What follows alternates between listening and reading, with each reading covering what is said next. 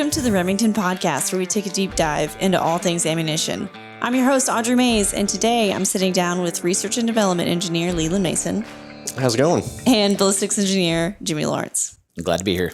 We are here to talk about 303 British. You guys have commented a lot on our YouTube videos about wanting us to talk about 303 British. There's a lot of heritage, a lot of history behind 303 British. So we're here to dive right in. So obviously the first thing we always go to is what is the origins of 303 British? Well, 303 British was developed in 1889. It was designed to be the primary service rifle cartridge chambering for Great Britain at the time. So there's a lot of backstory. 303 British is incredibly diverse in its history and its applications, the guns it was used in, but really more specifically, its internals. I guess starting off, 303 British originally was designed to be loaded with black powder. So kind of similar, think to like 45 Colt, right? Where nowadays we've transferred that into modern specs and controls using smokeless powder, but back in the day it was a black powder cartridge, which came at a time that was being released with really the advent of smokeless powder, right? Like the LaBelle was really the advent of smokeless powder. I know Jimmy has a lot of history about that, but what followed thereafter, it didn't just go straight to smokeless either. They had some others that were intertwined in that. Well, it was cool the way the English did it because they took more time on the cartridge development side of things, the geometry, the body taper, the rim, how much bottleneck it needed. And they're one of the only ones from that period of time that developed their new Army cartridge, because before everything was what you'd consider a straight wall. Sure. The U.S. Army was shooting 45-70 from 1873 to 1891-ish. At that point in time, the Mauser rifle came out, both of the Mauser chamberings. But when the British did 303, like Leland said, they started on black powder and then went smokeless later. But the neat thing is they didn't have to go redesign it or change it in the future. So America had gone to 30-40 Krag in 1891, and it lasted for not over 12 years, because then they came out with the 1903, which was the 30-03 that was modified into 30-06 before they finally found what they considered a good solution for a fighting rifle. And it was the same thing. France had gone to the Adam LaBelle, and they didn't stick with it just very long after the war. But the British landed on that cartridge, and then once they had the cartridge figured out, modified just a few things on the bullet geometry, went to cordite, smokeless, and it stuck around to the 50s. And man, they got that thing distributed and put out there and fought 2 world wars with it, and it was all over the place all of a sudden. It was just so well engineered that they didn't have to change it, or what's the deal? I think the best thing about the 303 British cartridge is being a component of a really good system. Okay. So Remington Lee Medford, and then finally the Short Mag Lee Enfield, which was a combination between a infantry rifle and a cavalry carbine. They met in the middle, and they made a short, handy rifle with a 10-round magazine that functioned reliably with these rimmed cartridges. And when you look at that rifle combined with that ammo, almost everything that I love about the 303, including the one I used to own, was not just that cartridge and its capabilities, but also the whole package, including the Enfield rifles all the way up to the P14 and the number 5. Yeah, I think it was a combination of that, and then the fact that they were able to translate that into modern performance, and maintain with competitive specs within other countries using smokeless powder. Like, for example, at the time, one of the first cartridges to use a full metal jacket bullet designed by Edward Rubin was the Swiss GP11, which was 7.5 by 55 Swiss. And that even today will send a bullet, a 174 grain bullet at about 2,500 feet per second, which is about what you get out of a 303 British. That cartridge was designed to be used with smokeless powder. Okay. And that was groundbreaking. That was like the hot rod cartridge of the day, at least in Europe. And 303 British, being designed initially on black powder, translated to cordite, and then to what we would consider now to be traditional, conventional flake nitrocellulose, nitroglycerin, double base powder. It kept up with it. So, it just was a really good combination. They got it right, and they were smart, and they utilized that, like Jimmy said, through the 50s into the mid 50s. But it worked out for them. Fun story there. It was actually in 2015 when the Canadian Rangers finally shelved the 303 for the 308. That's what I was going to ask. I was like, okay, so if it's so great and it's engineered so well and the guns are good, what made it go away? So again, going back to the other cartridges parallel in the globe, the 30-06, 1906 through the end of World War II, it was king. It was machine guns, bolt-action rifles, Browning automatic rifles, you name it, they had a 30 caliber U.S. Cartridge in it. They decided that it needed to be redesigned to be more reliable as a machine gun cartridge from a rifle standpoint, and they split the difference and developed 7.62 NATO or 308 that we load today still. So at that point in time, NATO had come into being and they needed to unify all of their cartridges. So with the Crown having to go to 7.62 NATO, they even had rechambered and rebarreled some of their old infield rifles around the globe in those armories to be 308. And so there's several different armories that crank these rifles out. The one in India in the last, I think, 5 or 10 years of its service was making brand new infield rifles in 308. And down in Lithgow in Australia, those kept on being in service. The one I had was, by the way, it's on my short list of regrettable sales. I want that rifle back. It was a factory thorough refresh in 1951. So by the time we're already getting towards battle rifle redevelopment and even talking to the early work of Stoner, they're still armory refitting these old short mag Lee Enfields and keeping them on the rack, greased up, ready to go. And same thing with the ammo. Okay. Yep. And we talked earlier about surplus ammo. Can you talk a little bit about that?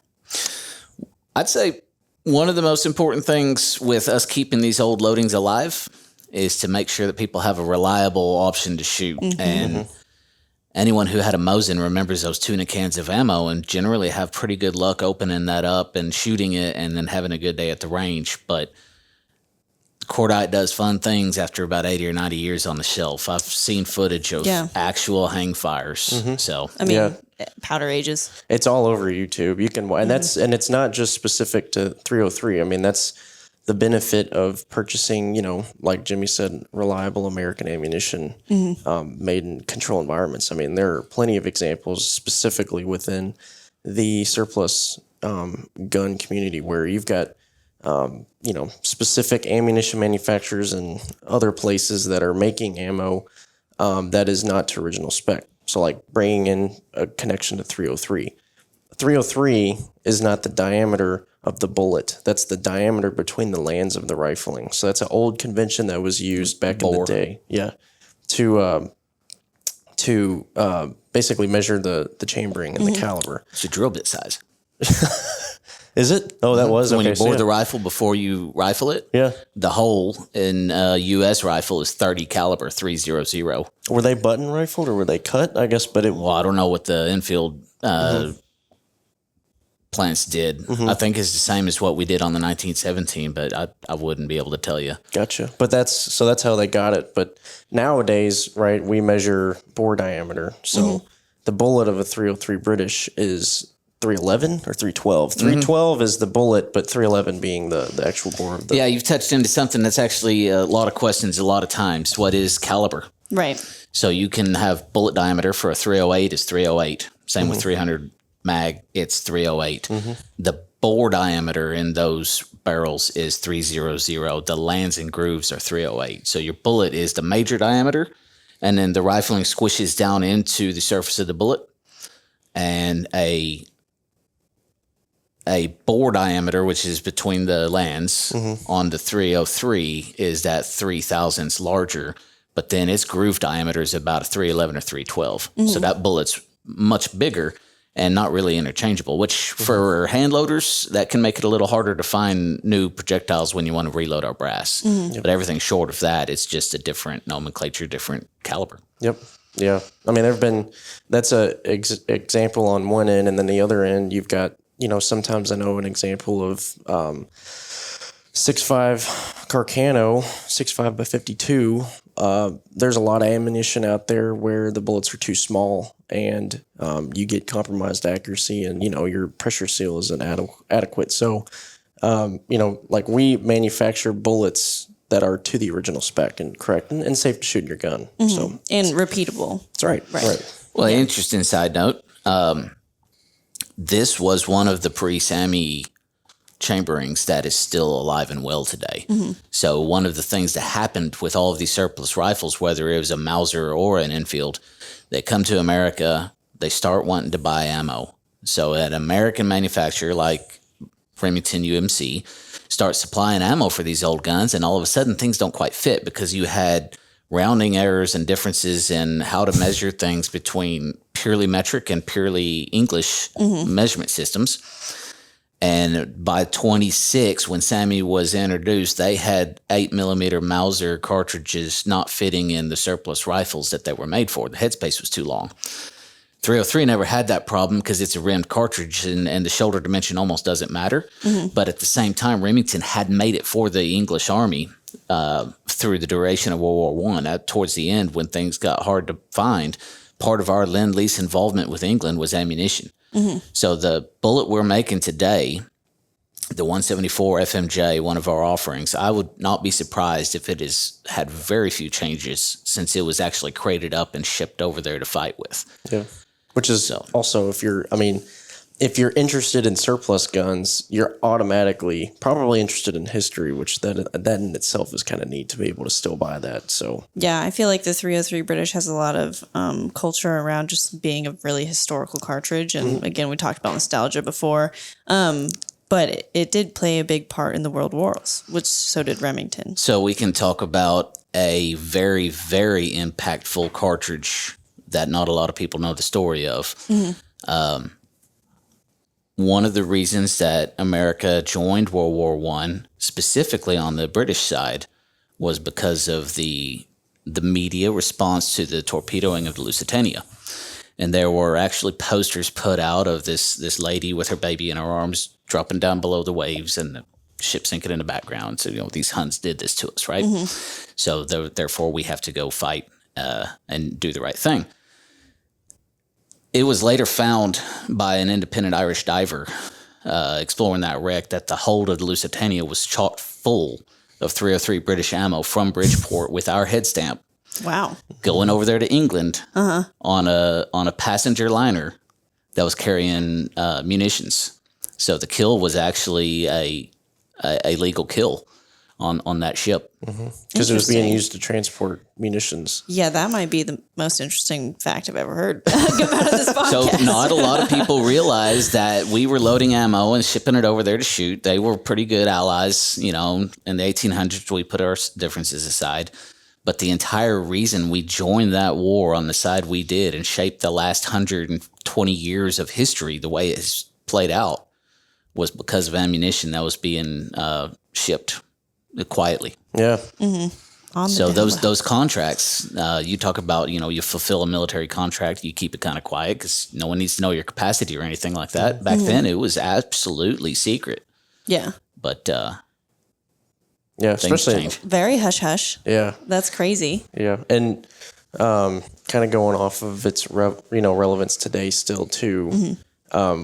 You were saying something right before the podcast that the 303 British chambered SMLE or Lee Enfield family in general was one of the most prolific surplus rifles ever made. As a generality, I would say it's probably got a long enough service record and enough nations under the crown Which was that it was significant. distributed. And what I had said was a lot of times you'll hear the AK-47 being ubiquitously quoted as the most prolific arm. Yeah. But if you took the size of those standing armies, the population at that time and now, I would gamble that it's way up there in distribution. Well, I can't remember, and I might be getting my history wrong, but I know that there was a quote, and I don't know if it was of that era, but the sun never sets on the British crown.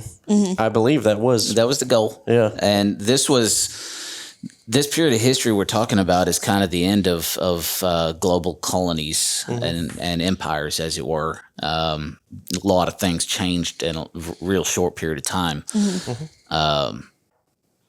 It's the rifle that was part and parcel to that transition from the Civil War era fighting up to what we know as World War II era fighting. And right alongside that is the machine guns and the airplanes with not shooting your propeller off. All those military advancements, this cartridge was sitting there right alongside all of that. Yeah, that's really interesting. I mean, it's called the 303 British, but it seems to have a lot of American history stamped in its legacy. Well, I mean, for the longest time, the British have been America's greatest ally, you know, and throughout both world wars and multiple other conflicts. I mean, it's been, side by side. We've had our own counterparts, of course, but, just like their Lee Enfield, Bren and Vickers, we had our 303 or our 1903, our probably BAR. 1917 and 1919. Yeah. I mean, we had our own counterparts just like everybody else did. But, yeah, we've been pretty ubiquitous. So, yeah. Well, we never fought with it unless we borrowed one. But the people that did fight with that thing really did a lot around the globe. Yeah. If you want to talk about a real tragedy, is how much the price of Lee Enfields nowadays has gone up. Well, I was going to touch on that point. So there's two things that make a surplus rifle very popular, and we could almost have this identical discussion for 30-40 Craig if you wanted to. Very parallel, but the good thing about Craig rifles that are out there is they're basically unshot. There's a handful of them went to the Spanish-American War, and for the most part, that 10, 12 years of service life, they filled the armories and then never really shot the barrel out of them.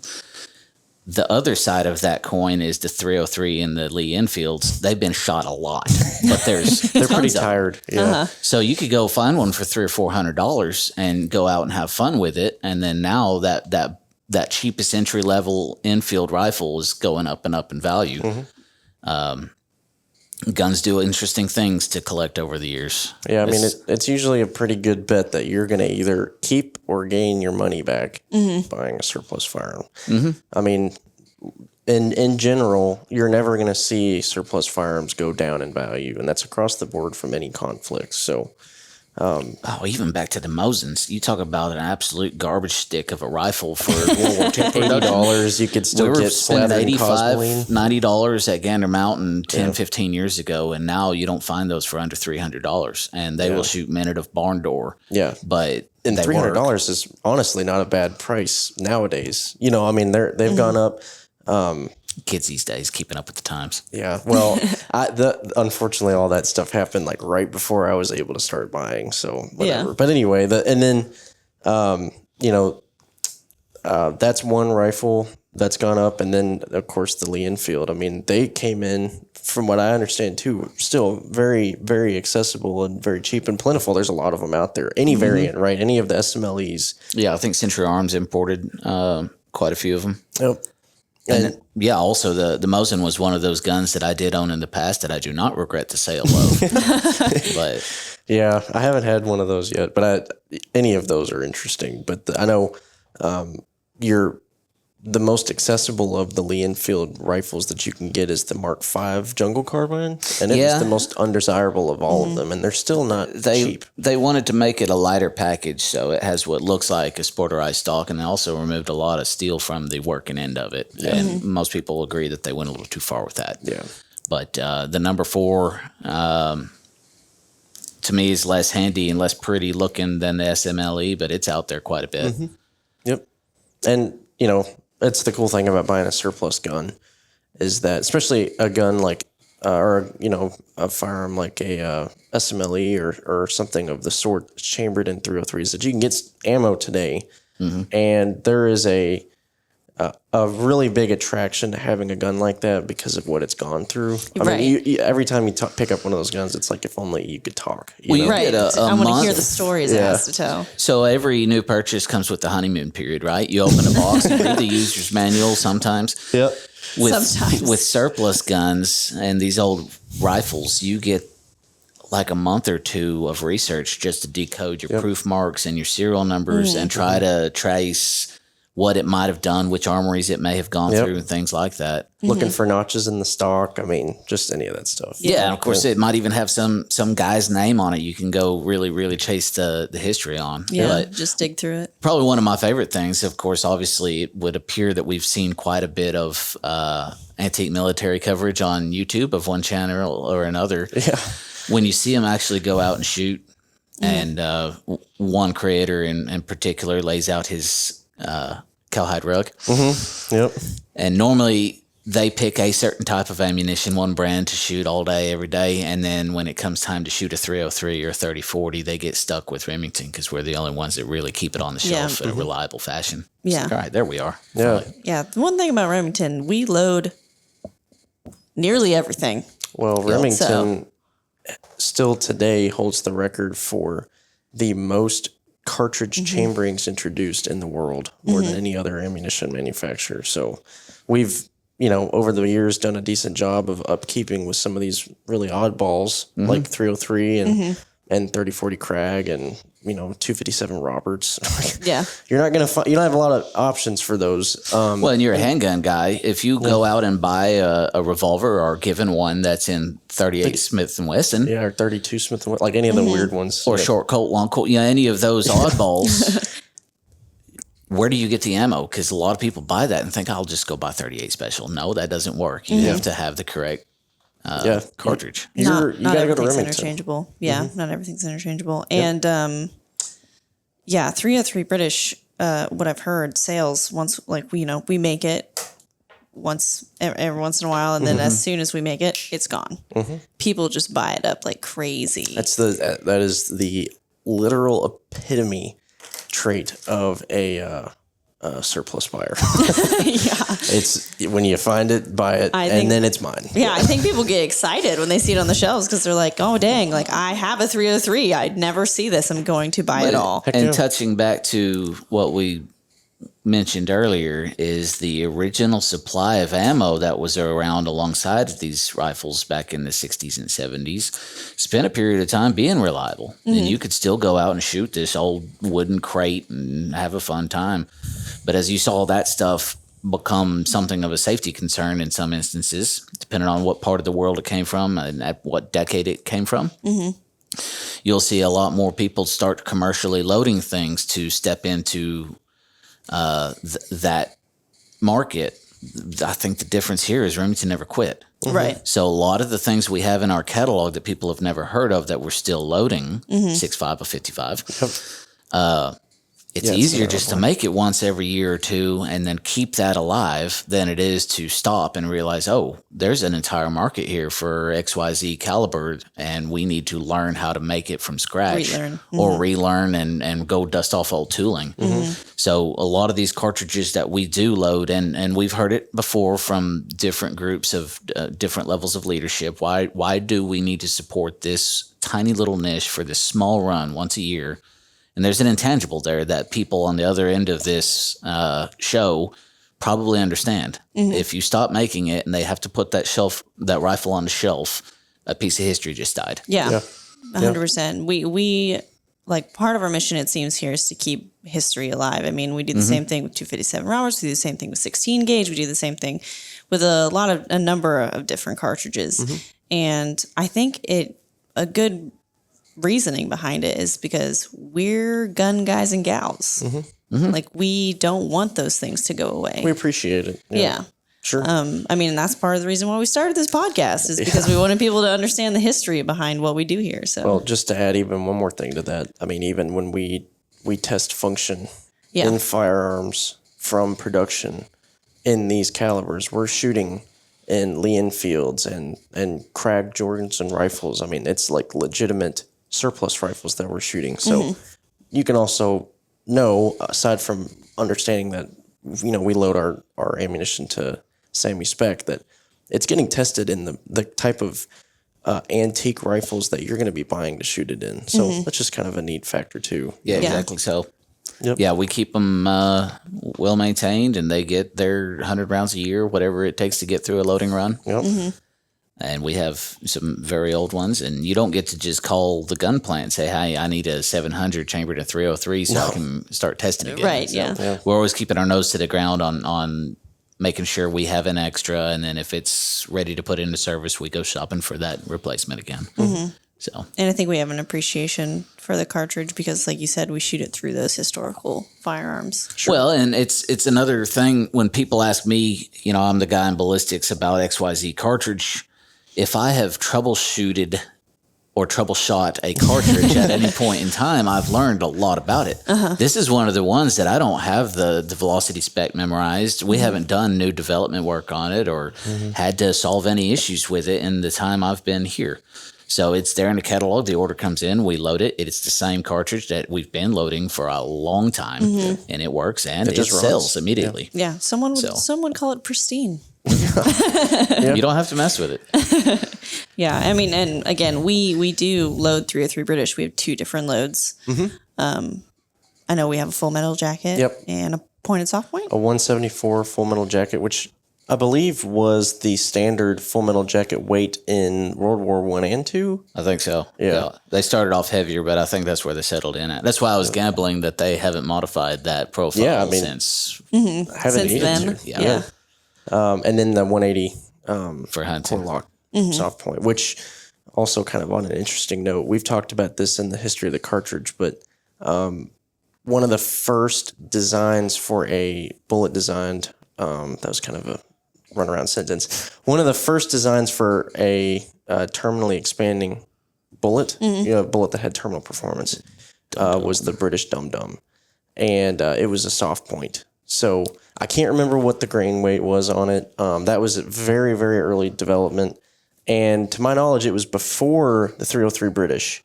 I think it was out of the Dum Dum Arsenal in India or wherever that was. Yep. And I think they'd started that on the 455. I mean, the Martini Henry. Yeah, I think so. Well, because the Lee Medford is what replaced the Martini Henry. Okay. And they actually had some hybrids that were called Martini Medfords.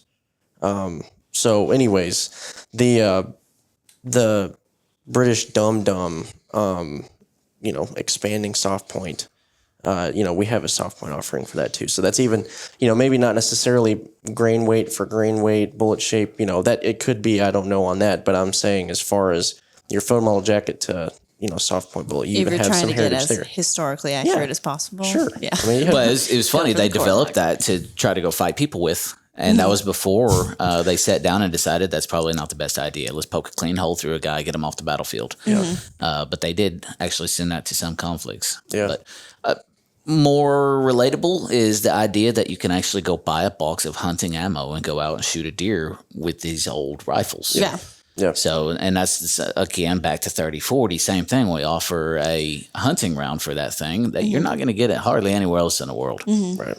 And some people just like their 303 British guns. They're like, no, I just like to hunt with this thing. Well, how neat would it be for you to inherit your grandpa's 303 British and then, Feed your family. yeah, exactly. Yeah.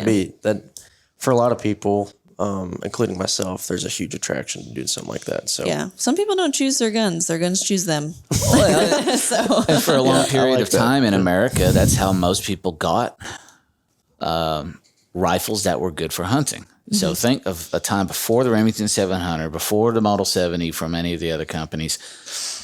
The Mauser action was something that people would make a custom rifle around. And so people would get these 303s and sporterize them. And that word makes us cringe. I hate that. But you chop off the stock, you cut off the sights, you add a scope, You shellac it and carve a deer head on the side. And that's still a gun that still works. Yeah. And those people are going to need hunting ammo. Yeah. And no, you don't need a bayonet lug to go shoot a deer with. But if I have an SMLE, one of the things I'm going to want to do with it is to go hunt with it. And you don't have to modify it to do that. yeah. Some You people just need the right ammo. just take their 303s out and shoot targets with it.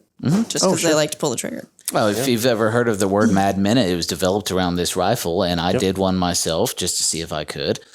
And there's a lot of fun to just running a bunch of ammo through a bolt action as fast as you can, including reloads, and hitting a steel plate at 100 or 200 yards. I think it's 200, yeah. It's aim shots at 200 yards for 60 seconds, and you see how many you can do. Yeah, if you hold the bolt just right, you can hit it with your pinky, right? Yeah, you just keep flicking finger. it. Yep. Yeah. The action was set up for firing high rates of fire like that, because most rifles that you'll see nowadays cock when you open the handle and pull it back, and then you close it, and it's all easy to close, nicer for chambering. This one actually cocks the striker when you close the action. Okay. So you open it, you extract, and it's got a control feed. It comes out of that magazine under control by the bolt, the extractor claw. And then as you're running home with your palm, it's cocking, and you don't even notice that amount of force to close it. So you can shoot them extremely quickly. And it's just a lot of fun to shoot. Yeah, so that just sounds like a good time. Yeah. But probably use the FMJs for that. Yeah. I'm excited that everyone, that you guys participate in commenting on our videos, because we get to talk about cool stuff like the 303 British, and some of these cartridges that people tell us to look up, I'm like, I didn't even know that was a thing. Yeah. Well, where else? What other, podcast are you going to be able to talk about, manufacturing? These obscure cartridges, It's kind of an interesting one for us here at Remington because, not to beat a dead horse, but for the most part, European cartridges live in Europe, and we have American cartridges here. So we could talk about 3030.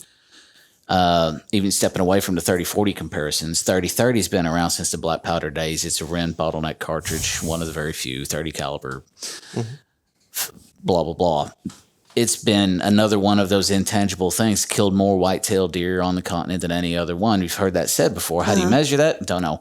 But the bottom line is it has a parallel history on the sporting side of things to the 303 that the rest of the world has seen. So if you go to Australia and you ask them, what do you hunt with? Well, I'm going to use the 303. And they actually had wildcats that they had done in Australia. It was so popular, and also South Africa.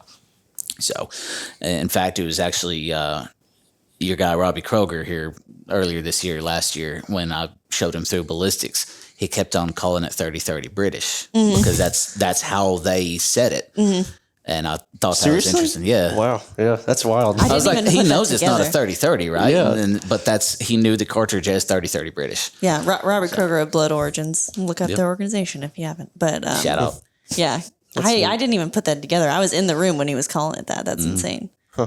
That's good to know. Yeah, pretty prolific. Yeah. Well, guys, any last minute thoughts about the 303 British? Go to a gun show. Spend some money. I was about to say, go buy some ammo. 100%. Like if you're interested in guns, or maybe you're not just a huge gun individual, like you're not like a enthusiast diehard yet. You ought to go to a gun show or a surplus store or a place that sells or pawn shops too. Really good spots to get surplus guns. But buy a surplus gun. If you even have a slight interest in history, just the fact that you have the book that's in your textbooks that you read is just awesome. Like surplus guns are by far the coolest guns on the market, in my opinion. Yeah. And you'd probably agree with that. I mean, you get more than just the gun that you're buying. I mean, you're holding a functional piece of history. Heck yeah, you are. Yeah. I mean, that was somebody's gun. Like life source. You dig into the details on that specific model and the changes that were made. And this one is only between these 2 years of production. And that's where people start chasing. The avid collectors on the far end of that career are going to go for certain serial number ranges and look for a specific one that he knows existed in the 60s, and he's got to track it down. But it starts with buying your first old Army gun. And I think the SMLE is a great one to start with. I'm getting into it for sure. 100%. Well, there you have it, guys. Remington is on the rise. Like, comment, subscribe, and be sure to share this podcast with your hunting or shooting buddies. If you have any questions for me or Jimmy and Leland here, you can email us at podcast@remington.com. Thanks for listening.